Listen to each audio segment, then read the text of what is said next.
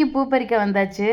உன்னைய விட்டா நான் எனக்கும் வேறு யாரும் இல்லை, உன்னையவே சுற்றி சுற்றி வீடியோ எடுத்து போடுறேன், ஆனாலும் ஒருத்தரும் பார்க்க மாட்டேங்கிறாங்க அப்படின்னு புலம்பிக்கிட்டே நானும் வேலையை செஞ்சுட்டு இருந்தேன். பரவாயில்லக்கா, நீ எடுத்து போடு, எல்லாருமே பார்ப்பாங்க அப்படின்னு நீ பூஸ்டப் பண்ணிட்டு இருந்துச்சு என்னோடய செடி.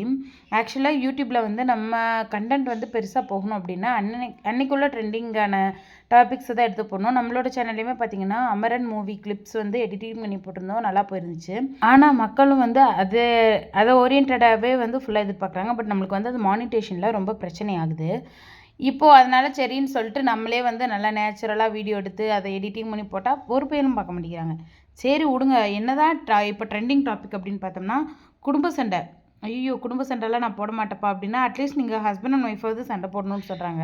இது சரிப்பட்டு வராது. நெக்ஸ்ட்டு அப்படின்னு கேட்டோம்னா பெரிய யூடியூபர்ஸ் கிட்ட சண்டை போடணுமா? அதாவது 2 யூடியூபர்ஸ், பெரிய யூடியூபர்ஸ் வந்து ஒருத்தவங்க குறை சொல்லி இது பண்ணோம்னா 2 சைடுமே வந்து சப்ஸ்கிரைபர்ஸும் ஜாஸ்தி ஆகுறாங்க, வியூஸும் ஜாஸ்தி ஆகுறாங்க.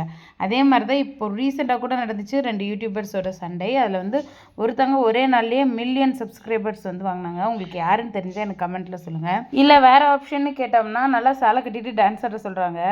இல்லைங்க, இது எதுவுமே நம்ம சேனலில் வராது. நம்ம சேனலில் பார்த்தீங்கன்னா கார்டனிங், குக்கிங், ஃபுட் ரிவ்யூவிங், அது தவிர ரீல்ஸ், இது மட்டும் தாங்க நம்ம சேனலில் வரும். தயவு செஞ்சு லைக்